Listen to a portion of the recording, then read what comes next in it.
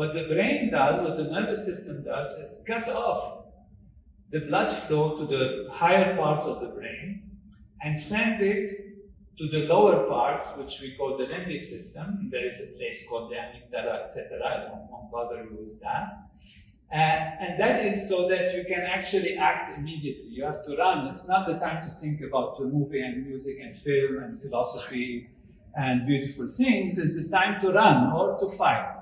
And so you cut off the whole blood flow to the upper part of the brain, and you are in a fight mode or flight mode, means run away. And so the blood flow goes to the muscles, the heart starts beating, the breathing, the eyes constrict to look at the object in a clear way. And these are physiological mechanisms. However, what this does is narrows your focus, narrows your attention, and then you don't see other possibilities. Now, we're no more in the jungle, but stress is in life. Stress is fear, stress is insecurity about the future, fear about the other's beliefs, the other's ways. Are they going to take things from me that I like? And so stress and danger are now maybe just a loud noise in the street or a door that slams or something. It creates stress, and then the body starts going into these physiological mechanisms as if it's the tiger pouncing on you. It's not the tiger, it's just a door that was slammed or a car that was rushing around you, but the physiology is still built in a system that does this to you. So what happens is, actually, you start acting in ways and then interpreting your actions as if you are fully in control of the situation. And unfortunately, there is a huge subliminal, subconscious mechanisms that forces you to act. And you think you are being in control, but you really, in many cases, are very much in a robotic kind of action. It's unfortunate, but it happens when one is under stress, or when one is in addiction or is controlled by certain factors, hormonally and etc. I take a simple example. When I was in medical school, there was a pulmonology teacher for the lungs, how the lungs work and all of that. And he gave us a long lecture about the bad effects of smoking. And so we studied how smoke influences the lungs and how it creates potential for cancer and damage and all of that. And one day I was walking in the street and I see that same professor, who's really great guy, great intelligence. I saw him smoking. So I just asked, what is making human behavior? It's not just intelligence, it's a number of factors that influence the situation. And that is where consciousness comes into the game. Consciousness is awareness of factors. So if you're intelligent, but you have only 3 variables or 4 variables in front of you, and you are asked to mix them up and decide about them, then that's what you can do. You might be very intelligent, but you don't know that there are other factors that are influencing the effect and the situation. It's like going to the stock market. You want to invest in the stock market, and all you know is that this company is doing well now. It's doing really well. And you think, great, I'm going to invest in that company. But you don't know that there is a competitor that has started next door. And this company has actually a problem within it that you don't know about. And etc. Many other factors that are going to be, the trend is going to change in society. The factors of environment are going to come in, and they're going to change the situation of that company.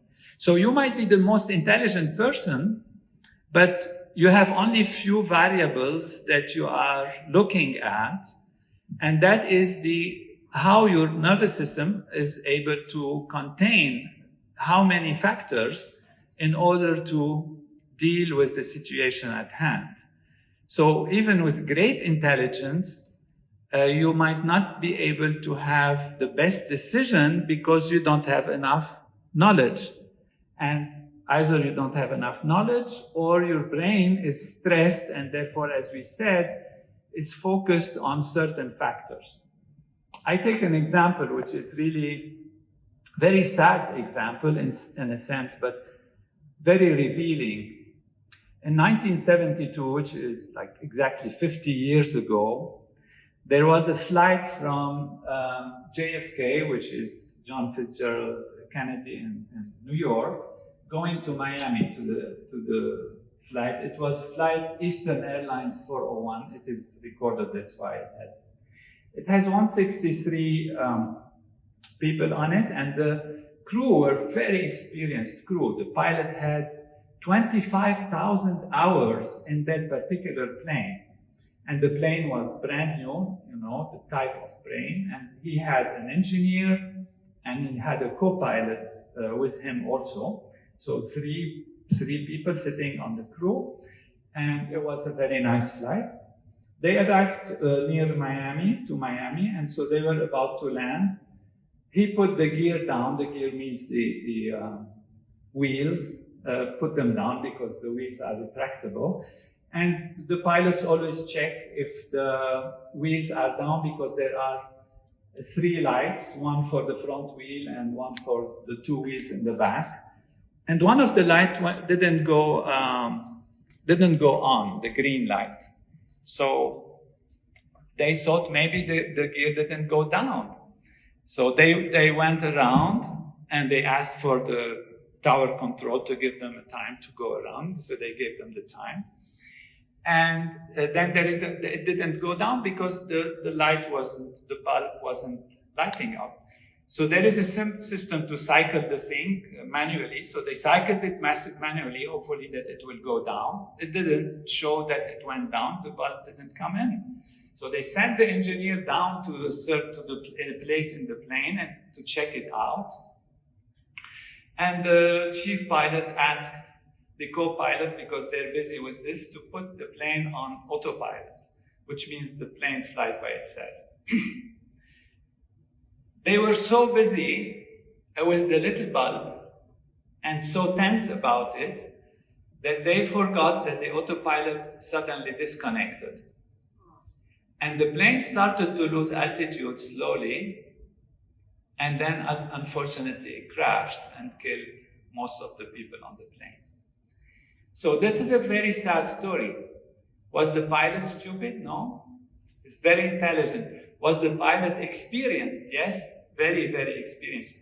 Did the plane have any problem? No, absolutely not. It's just that they forgot to double check on the autopilot. So intelligence was there, but a small bulb, it turns out when they checked it out, it was just the bulb. The bulb wasn't working. And it created this catastrophe. Now the question is, how many times do we crash our own life because of a small bulb that we are focusing on too much? And therefore, this is a question where we have to ask ourselves, is our awareness broad enough? Since that time, the Federal Aviation Administration, the FAA in the United States, started to do training for what they call broad awareness, broad understanding, or situational awareness. So you have to fly the plane first and then take care of the problem. You have to keep your awareness broad. And that is where consciousness comes in. Awareness, consciousness, what can we hold in our awareness depends on how we manage our physiology, our brain. And also, this is where transcendental meditation, this technique that allows us to take a distance from the situation to have a broad perspective on what is happening. Now, in information processing, when we make decisions about things, and I won't go into great detail, there is the conscious information processing, But there is also subconscious information processing. You can see something and you don't think you've seen it, but it has already influenced you. This is what is called implicit perception. You can perceive things without knowing you perceive them. They actually influence you and influence your brain. And there is also implicit learning, which you do by observing others, by learning from others. Like you learn a language for children, they learn implicitly, they don't think about it, they capture things. You know, you learn mechanical things in a way like that also, bicycle riding, etc. At the beginning it's conscious and then it becomes subconscious and implicit. Now, the brain is not just one thing that works, it's actually a big machine that has many, many processors in it.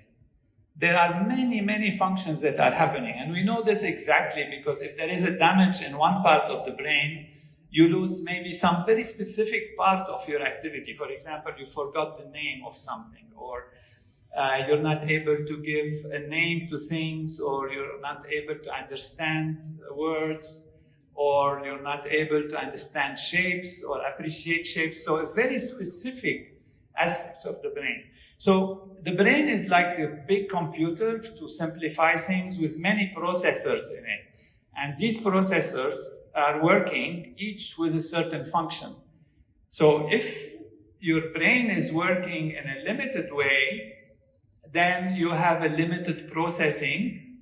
And if the processors don't talk to each other, then it's not working perfectly. And you might be acting, you know, like a machine in a sense, even though you have a part of the brain that tells you, oh, I understand what I'm doing, I know what I'm doing, I know what I'm deciding, I'm the master of my destiny and all of that, but you're not. Now, how does this relate to sustainability? It relates very deeply, because all these big, great leaders that we have in the world that make decisions about policies, etc., they're not bad people. They're not poor intentioned people, although some can be. I don't want to get into that part.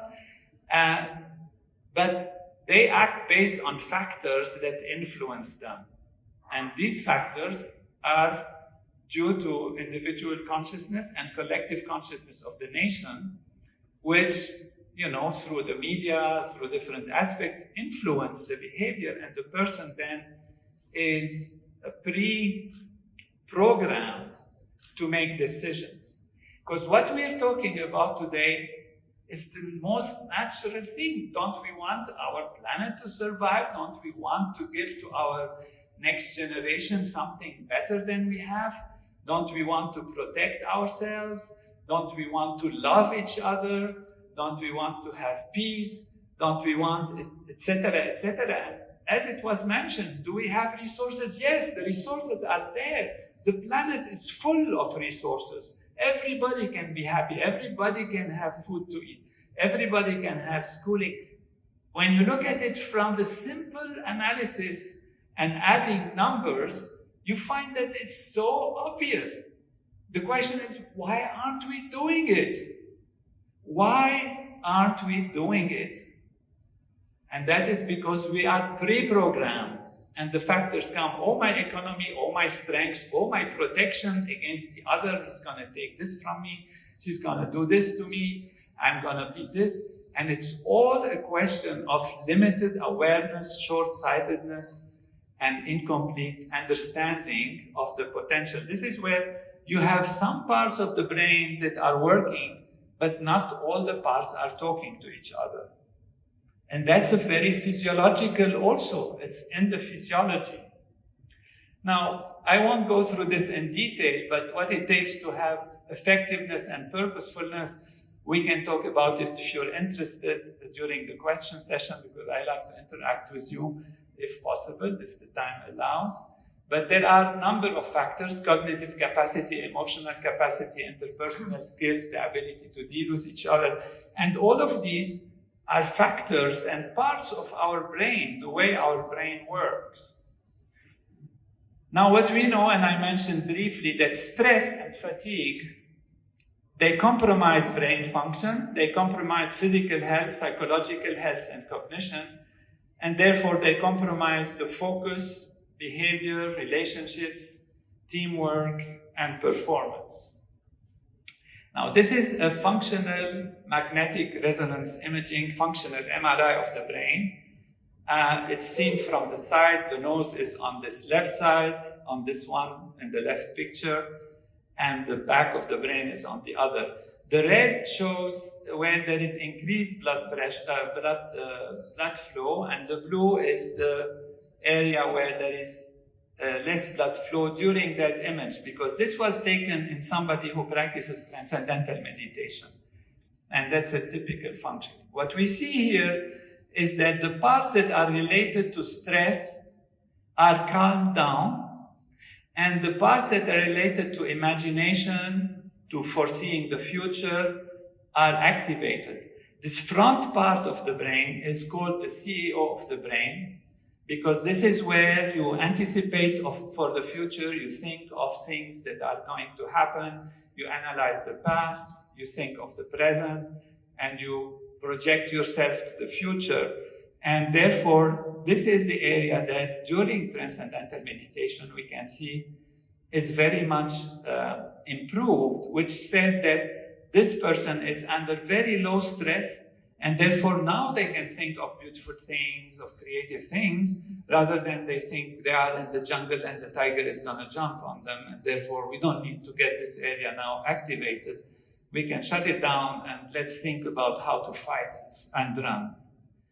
So, awareness, again, we can talk about it in greater detail. There is, in science, we have this graph with different types of levels of consciousness. So it's not just we are conscious or not conscious. We know we have sleep consciousness, we have dream consciousness, we have consciousness of vegetative states, sleepwalkers, loss of recall, rapid eye movement, etc. We don't bother you with this very much. But there is the awareness of the environment and the level of arousal. So these are two factors. And they are very real. How much you're aware of the environment, how much you're aware of yourself, depends on your state of consciousness, which can be analyzed with electroencephalography changes and physiological changes. The greater the awareness, the higher is the potential for positive feeling and for purposeful decision making. We know this. And the narrower the awareness, the smaller will be the range and degree of freedom. There have been studies on brain coherence, which means we said the brain has many processors, front, back, right, left, etc. Now, if these processors work together, like you have a computer and you say, oh, I bought a computer which has 10 processors. It works really fast and can analyze the situation instantly, whereas this computer with only one processor that is slow will analyze slowly and will not give me the results. The more we have fast processing and the more we have ability to process information, the faster is our decision making and the clearer is the situation. Now, when the brain coherence that has been studied in a certain range of frequency, alpha wave, between front and back, right and left, it shows that there are all these benefits that come with it. Socio-moral reflection, moral reasoning is better, intelligence also is better, academic performance, and conscious orientation, neurological efficiency, creativity, they all improve.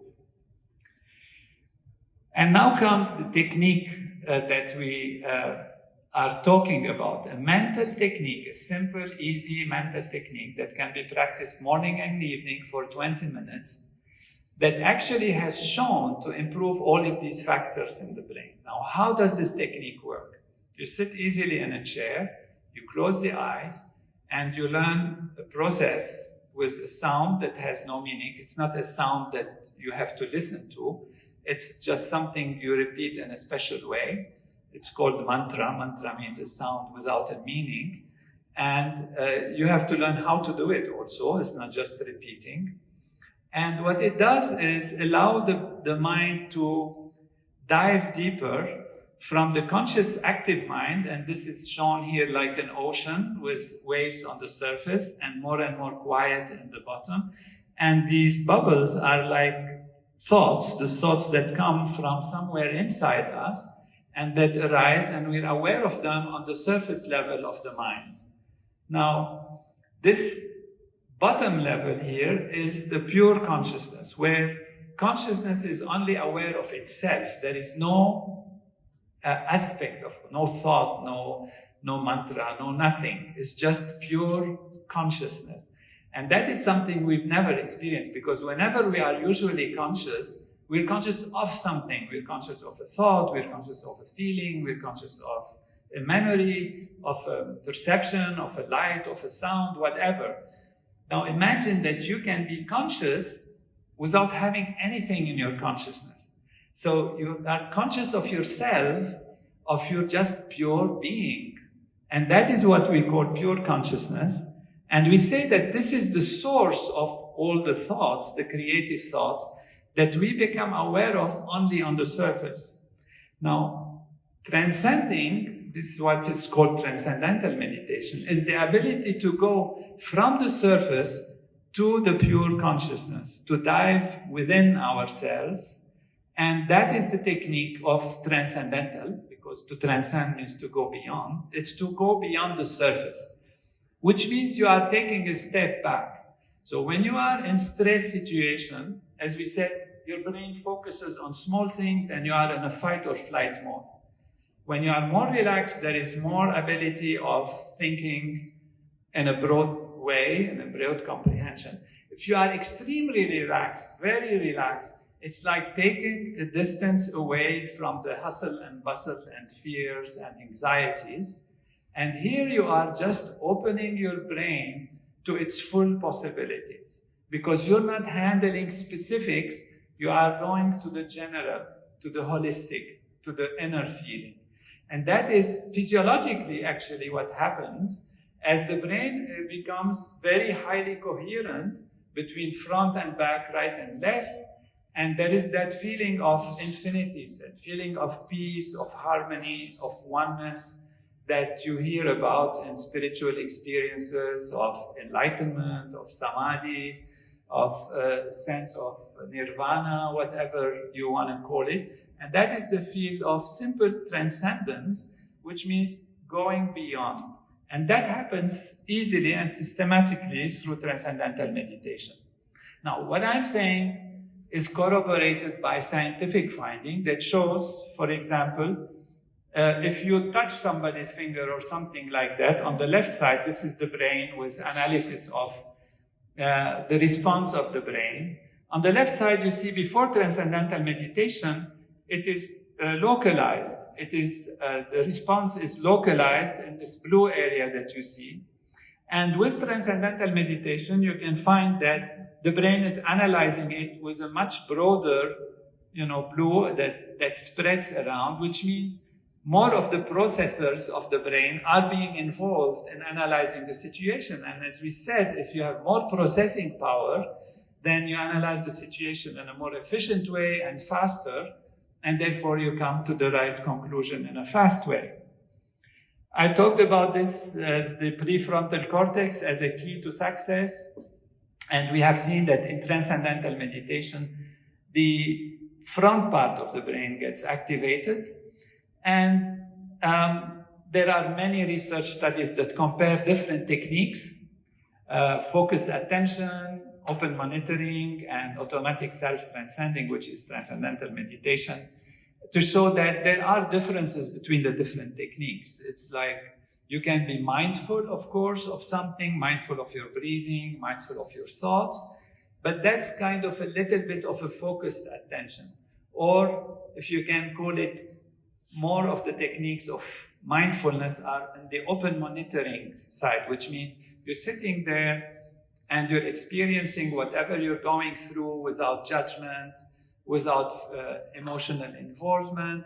And these can be also very helpful, but they are not transcending, they are not going beyond, which actually shows that automatic self-transcending, which is transcendental meditation, shows the highest level of coherence in the brain. So the changes are physiological, and they have been shown comparing many studies to lead to higher creativity, practical intelligence, field independence, which means your ability to see in a broad way, even though you can focus on specific aspects, and fluid intelligence. So that is what is very interesting, is that it also influences the physiology, because when the mind settles down during transcendental meditation, the body settles down very deeply. And as it becomes so settled and calm, then it can heal itself. So, and if you see a doctor and you have a problem, he doesn't tell you, oh, you're sick, you should go and run. They tell you, no, you should rest. The rest is very important to give a chance for the body to heal itself. And rest gives a good healing. Transcendental meditation gives such a deep rest with a deep quality of rest, because you have restful alertness at the same time you are awake, that it not only removes the deep-rooted fatigue, but the deep-rooted stresses and strains that we usually accumulate through our life, and they remain with us even in our subconscious. So there are specific changes. We don't need to go this, but overall, it is a real thing. It's not a philosophy, not an idea that is a very nice idea. It produces effects, and there are 700 scientific research studies that show improvements. In this particular study, there is a reduction in heart rate, in stroke, in death. In those who practice transcendental meditation, we can see those who practice regularly, 66% reduction. And this was a longitudinal study that was done over many years. And therefore, the effect on longevity is really there, and the effect on many other aspects, of disease, tumors, heart problems, nervous system problems, skin problems are there. So I'd like to stop here, because it's good to have some exchange and questions. There is more that we can discuss, of course, about the logic of it. How does it work? Why does it work like that? Does it correspond to what we know about reality from physics, etc., from biology, from the laws of nature? And this is part of the knowledge of what is ultimate reality. And again, I take the position that ultimate reality is consciousness. I defend this in my book that will be offered to you, those who are here, One Unbounded Ocean of Consciousness. It's a nice read, but you have to read it a few times, so don't get discouraged if some chapters are a little bit requiring attention. Now, this is very important for sustainability, because this is what is going to make awareness broad, therefore more factors be taken into consideration, therefore greater intelligence, and therefore greater understanding. So what we need is people to see the whole picture and not act on a short term, but able to see the long-term benefits for themselves, for their children, their society, their nations, and the whole world. So it requires we open awareness, we open consciousness, we raise individual and social consciousness. And there are amazing studies that support the paradigm that consciousness is all there is, and that is how this influences the behavior in society.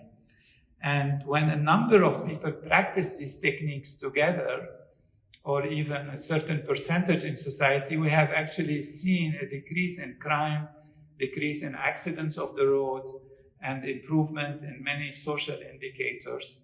And that is because consciousness is primary, not the physical is primary. If we keep staying with the physical as primary, we're going to continue thinking that I have to gather more, I have to fight more, I have to own more, because that is not really the true reality of life is consciousness. What we want to do is be more, expand ourselves, expand our consciousness. And when we are more, we will include in our concept of ourself not just that individual sitting in the skin that we have, but also our neighbor, also our friend. And when we are more, it's our society, and when it's more, it's our nation. And we have this intuition in ourselves. And when we are really more, then we are also our environment, we are also our world, we are our earth, we are our resources, they are us. It's not that we are independent from that.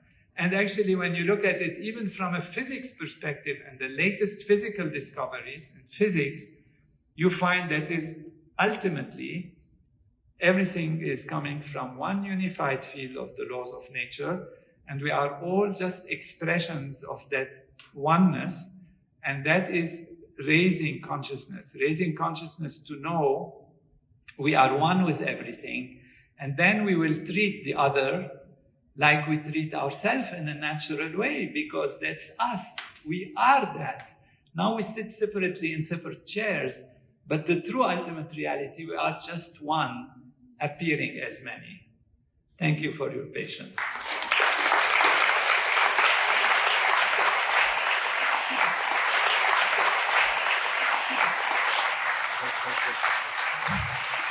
Thank you, Dr. Nader. You can give him a... Thank you.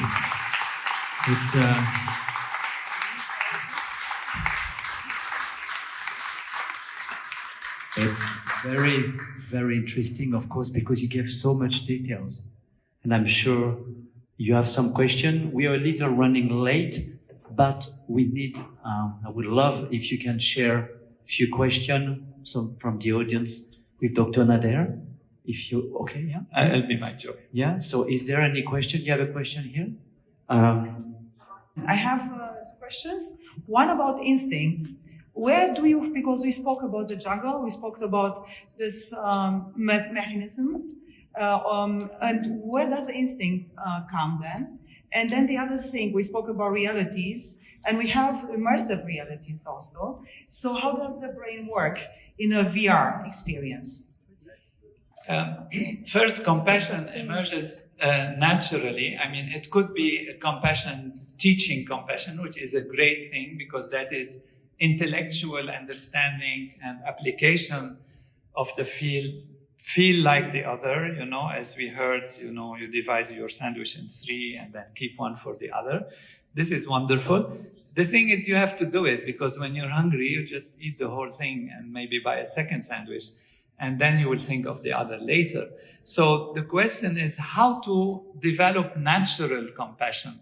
And natural compassion comes not from only intellectual understanding, but from direct experience of the inner self and awareness of the oneness from within ourselves.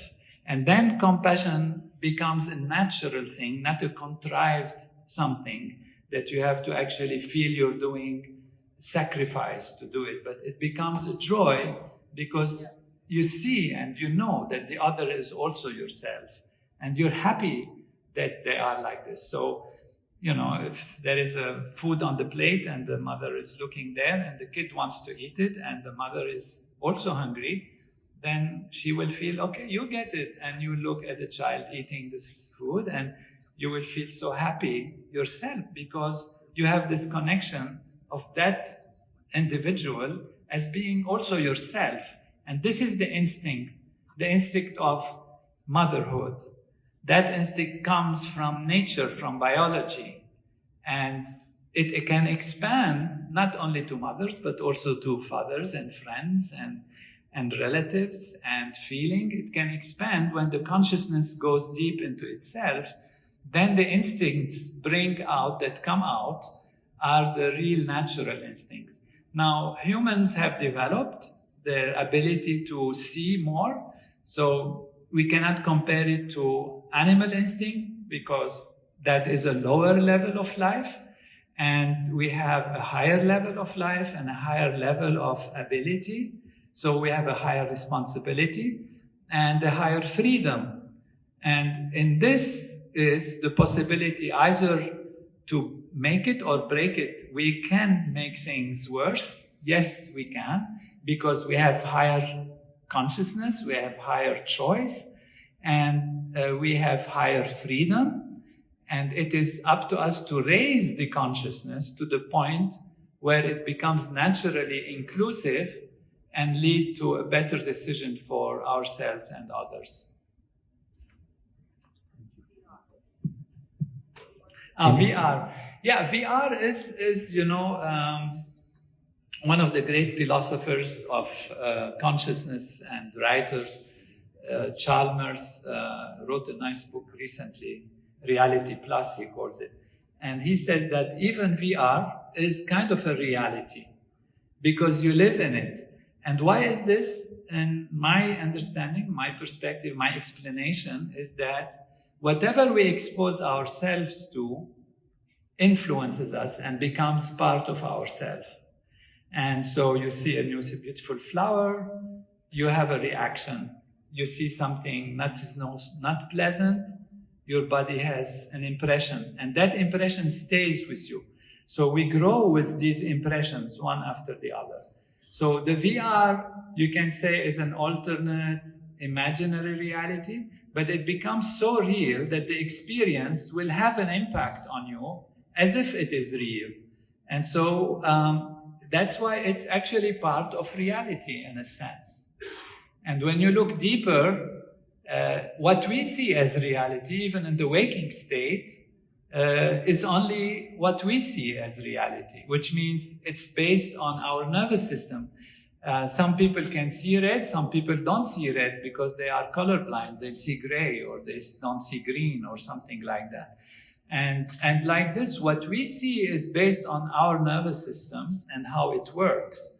When you are in a dream, you think the tiger is real and it's gonna jump on you and kill you if you're dreaming of a tiger. I mean, I don't know how many would dream of a tiger nowadays, probably of a car crash or falling from a hill or something like that.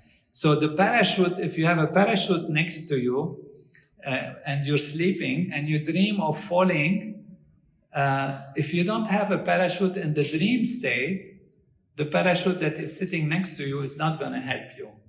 So the parachute of the dream state is required for you not to break yourself when you are flying. And so this is what reality is real, you know. This is a whole subject of philosophy and discussion. And I go through this in my book, One Unbounded Ocean of Consciousness, because it shows that also we could be now dreaming, who knows? It's a shared dream. It's a shared, some philosophers call it shared hallucination. And to some extent, believe it or not, it's true. Until you realize you are one with everything, you are just in a dream state, in a sense. But this is taking us too far. Let's stay the foot on the earth. All this is real, and it's real at its own level, that's all. This probably explains also the magic of cinema, being together. Exactly, the magic of cinema, the magic of film, the ability to communicate through art, which is a fabulous way. It touches more people than science, you know. We pay more for, you know, the artists are much wealthier than scientists, I can tell you. And the reason is because people are touched by it, are transformed by it, are influenced by it. You know, as Nadine Lavaki says, you know, you speak to people very deeply, even if you don't, you know, you'll never meet them, but you speak to so many people through films, through art.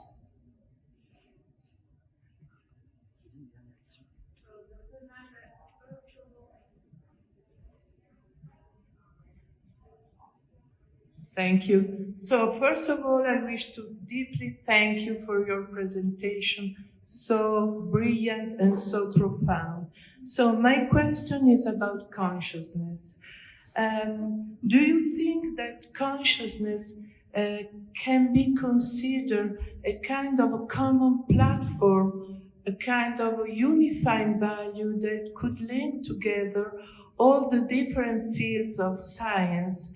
I'm thinking about medicine and biology, and that could also link together science with religions and philosophy. I'm asking that because I think that consciousness could be a new point of view from where we could really start thinking of new solutions for all the problems we are facing now in the world, in order to really create a better world for our children. So thank you. I think it's beautifully said. I don't know if I need to comment more on that. Yes, I do. It's absolutely true. If we go through quickly, if you want to put the slides where we stop very quickly, or what is the time, by the way? We have to go soon. I know. 1:20. Already. So anyway, if you go to physics, for example, because we're saying consciousness is something non-material, non-tangible, you don't smell it, you don't touch it, you just experience it, and is it real? What is real, and is the physical real? So when you look into the most physically real, you can see, we discussed this briefly. This is a human being on the top here. I don't know if you see the pointer. And then we're trying to say, what are things made of, physics? And this has been the question since time immemorial. What are things made of? And then the Greeks said, okay, you divide things into pieces, and then you keep dividing, and then at one point you reach a point where you cannot divide things anymore. So we reach to an indivisible point, and they called it the atom. Atom means non-divisible, which means that's the origin of everything, some little piece of something. So everything is, according to that, made of atoms. Now, what are atoms made of? At that time, they don't have the technology to find out, but now we do. And so when you look into atoms, you find they're made out of electrons and nucleus, and then in the nucleus there are particles, and protons and neutrons. And so what are these made of? They looked into that, and it took a long time, and they have, colliders in CERN and Switzerland and everywhere. And they collide things together, and they found that these particles are actually fields, electromagnetic field, and etc., which means something that is not localized like we used to think. It's just a field, and it has a fluctuation. It fluctuates. And when it fluctuates, it gives the impression of being a particle. And that's why we said reality is different, depending on where you look at it. And that's how we go through this from physics. And we see there is the classical physics, which is the surface value. Everything is made of these atoms, like billiard balls, and they are localized in time and space. But then when you reach deeper, you reach quantum mechanics. It's not the time to discuss advanced physics, just to know that you reach a place where there are fields. And deeper than that are the quantum field theory, which actually says that everything is a field, and everything comes from a fluctuation of different fields. Now, what are these fields? It used to be like the field of electricity, the field of magnetism, the field of capillary force, the field of whatever. And they started to say, no, let's look deeper. And they found that these fields are actually unified. So electromagnetism became a unified aspect of electricity and magnetism. They're not two different things.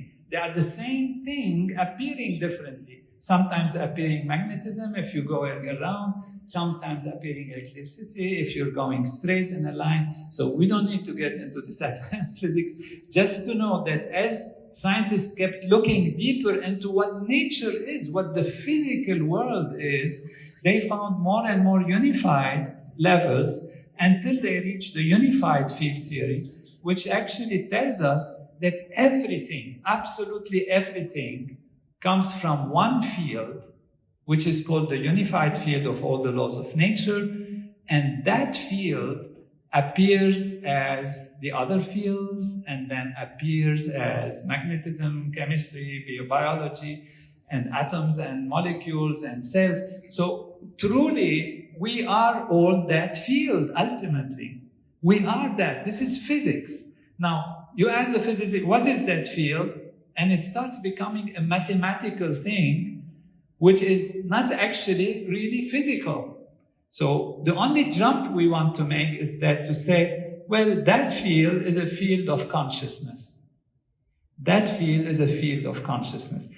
Now the question becomes, how consciousness, which is something we don't taste, we don't touch, we just experience, because we know without consciousness we can not know anything, we cannot love, we cannot experience, we cannot be talking. You imagine if you are all in coma today, what would be the meeting? We can't even come to the meeting.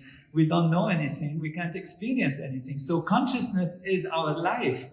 Consciousness is what allows us to know, what allows us to experience, what allows us to create, what allows us to love and to feel, etc.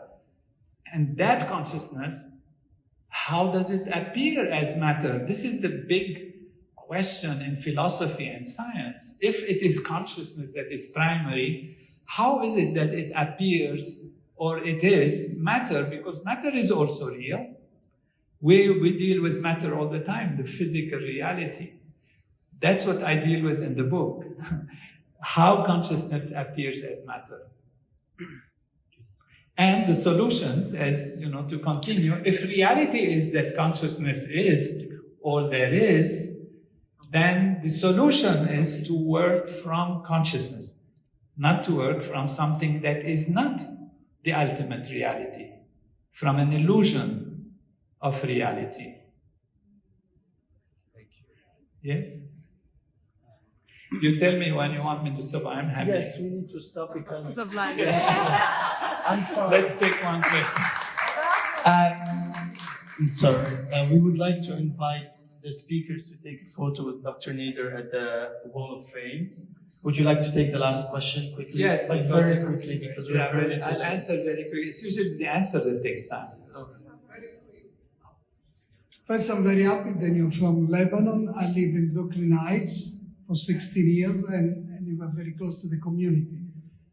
One thing that is very important to me was that you come from a country which had civil war. How did it affect you in the consciousness? How you affect other people in the civil war? You know, we have been living in New York on January 6th. We're still alive on that. And on the 25th of September in Italy, we have a political action who might change our life. So how we can improve the people do not like us, and they're going to make laws, they're going to deprive our existence. Beautiful. Everything we expose ourselves to affect us. So I cannot say it did not affect me. Of course it did, certainly very deeply. And maybe it's one of the reasons that pushed me subconsciously or at some level to actually search for answers. Search for answers on a biological level, on the psychiatric level, on the mental level, on the neurological level, and on that level of experience, of consciousness. And I got satisfied with that answer. So that's how maybe, as Dr. Son said,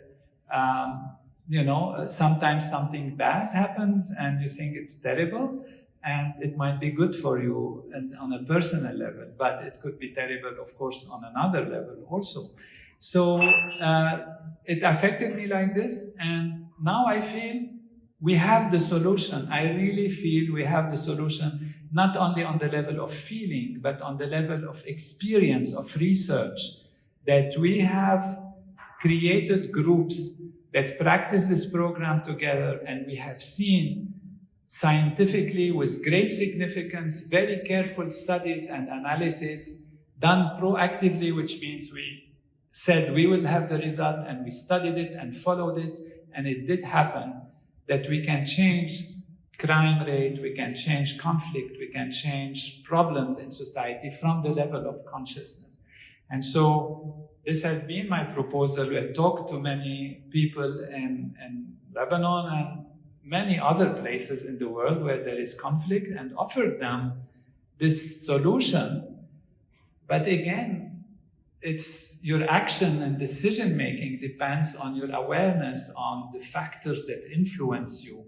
And therefore, they're not able to take this solution, even though the cost of it is very, very small compared to the benefit. Not even, one plane flying, and then crashing somewhere the price of that is enough to create a group and see the difference. So that's why we are here. That's why we thank, again, I'd like to thank the organizers, the world, the Better World Fund, and Manuel's great generosity of heart and spiritual need to make a difference, which I know he believes in it very deep in his heart. It's not just to create time, it's work for him. He often tells me, I'd like to go and sit in the Himalaya or somewhere. But he keeps being committed. So thank you for inviting us. It's a joy.